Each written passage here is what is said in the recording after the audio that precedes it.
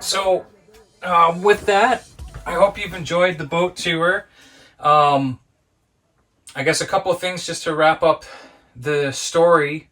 As I alluded to, that we were able to get this boat for a really good price, $25,000. I think that's probably pretty rare, and I think part of the reason we were able to do that is that it was a boat that I was watching for almost 2 years, right? So sometimes that's what it takes. It wasn't one of those situations where I was desperate. Like the first boat we bought, we'd sold the house. Things were looking like they were lining up well, and we kind of wanted things to work in a certain way, and we bought the boat that we did at the time because everything was fitting, and we loved the boat.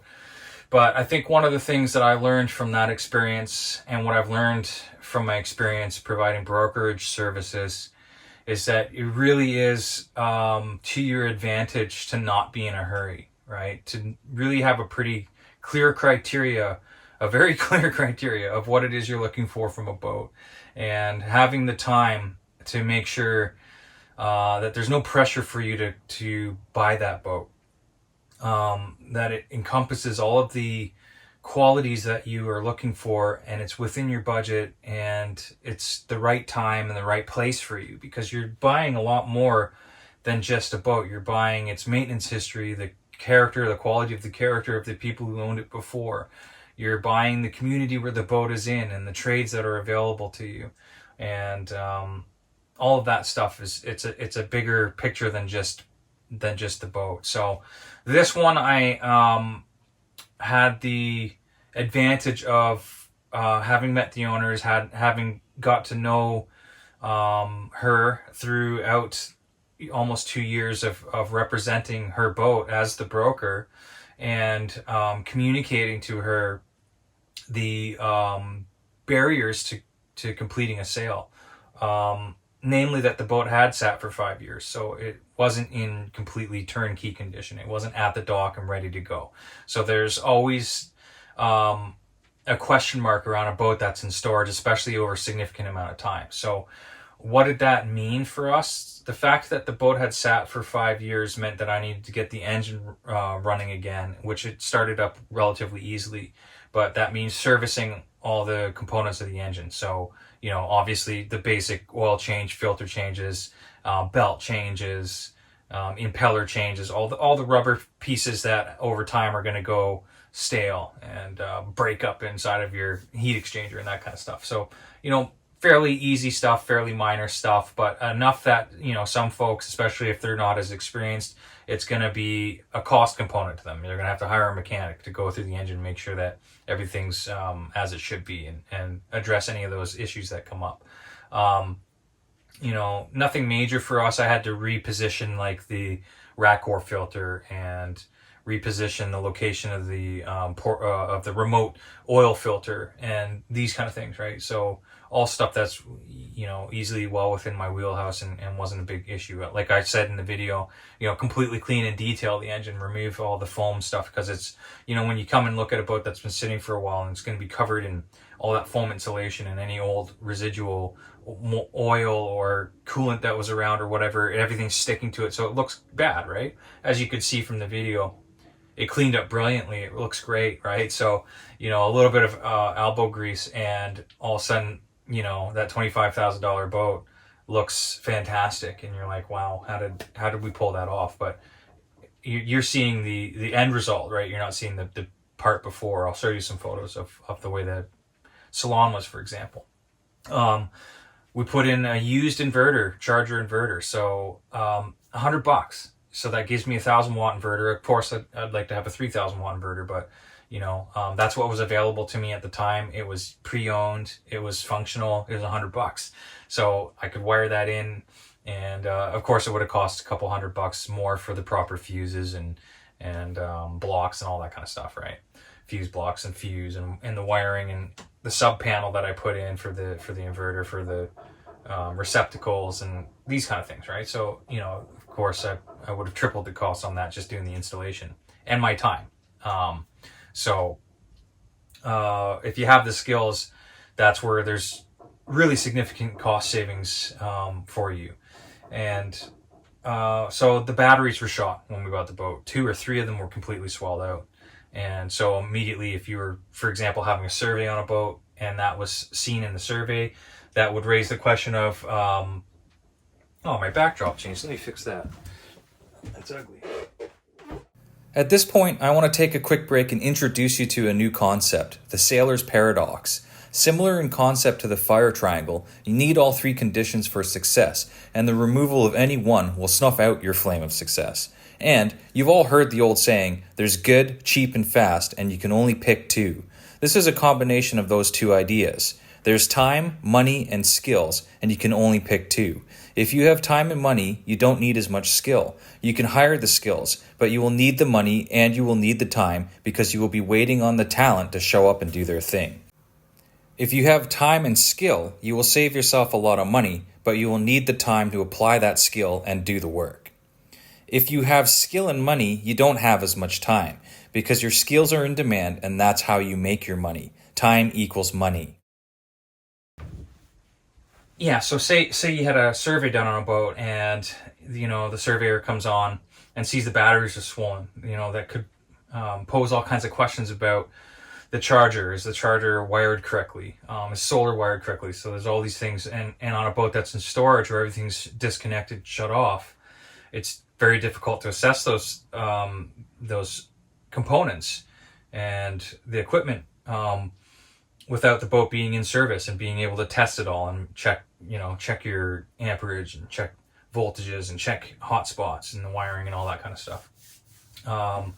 So there's a big risk involved there in buying a boat that has been in storage and you can't test those systems. You can't check the voltage and the amperage. You can't check for, like I use FLIR imaging when I'm surveying a boat to check for hot spots in the wiring, right?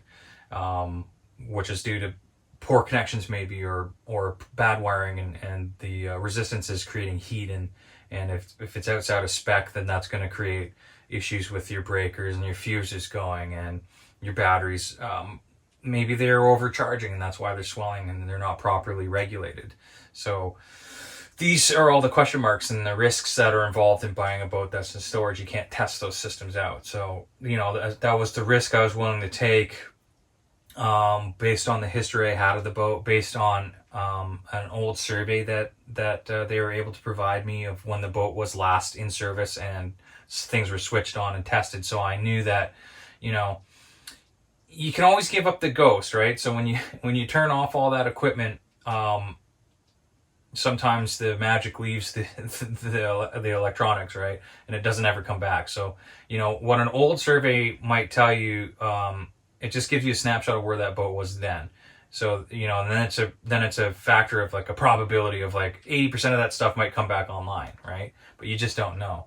That's why it's really important to have a current survey done for a surveyor who's working for you, the buyer, who's going to be looking out for your best interests, not necessarily a surveyor that the owner hired for an insurance survey, for example.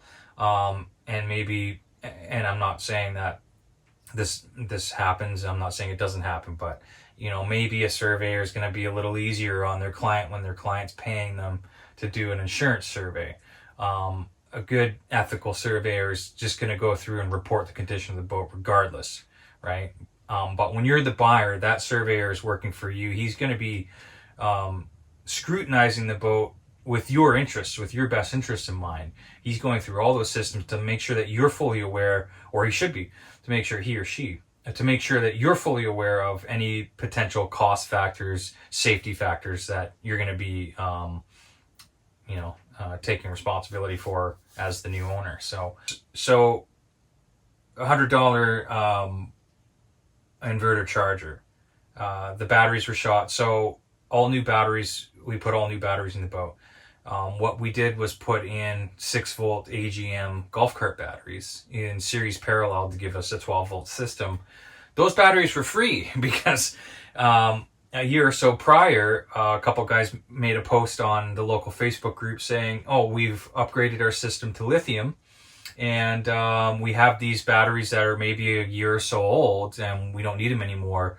Somebody come and pick them up and they're yours. So I got all these Trojan golf cart batteries plus a couple that I still had from before that were of no cost, right? And were only a year or so old, and I tested them all, and they're all holding their voltage like a new battery would. So they weren't very they weren't abused. They were probably barely used or used in very light service, right? So especially, when boats are set up with like solar systems now, like most boats are set up with pretty robust solar systems. So if you're on your boat and half the day or more your batteries are being topped up by the solar, and then it's a matter of your fridge cycling overnight and maybe charging or running a laptop or something like this, the lights are on, for a couple hours in the evening, and then you go to sleep at 10, 11 o'clock at night, and those batteries aren't getting deep discharged every day. They're actually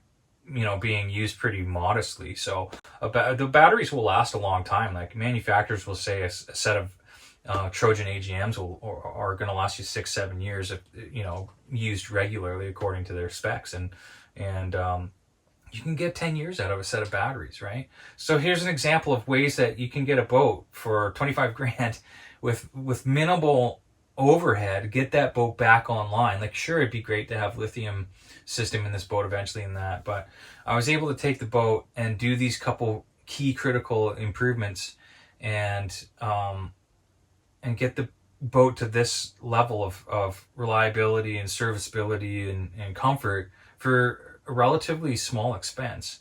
Some of the other bigger expenses, so about $3,000 for a 3-blade max prop feathering propeller. So it had a max prop feathering 2-blade on it, but the 3-blade I find is a little better balanced and a little bit more surface area. It's helped the engine performance and propulsion and smoothness of the drivetrain and everything by putting on that new prop. So that was a fairly expensive upgrade. Recently, you would have seen the video where we put on a new sail. So there again, about $3,000 for that new head sail. So